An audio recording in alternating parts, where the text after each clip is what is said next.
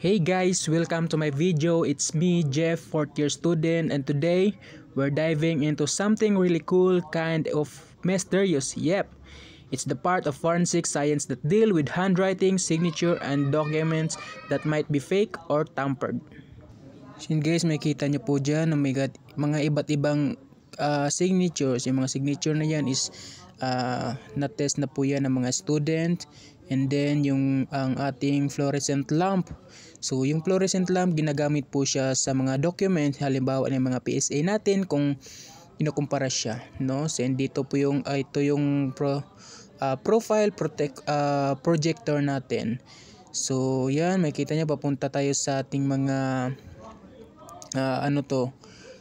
yun, mga sa ating mga dugo, no?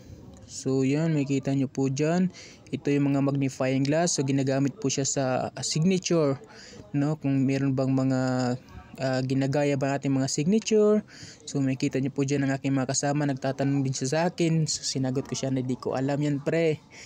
So yan, tingin-tingin lang tayo kasi bawal din nating hawakan yan kasi mapagalitan tayo. So tingnan natin yung mga pangalan nila, kung ano yung mga tawag nila dyan. So yan, tamang sulit lang tayo.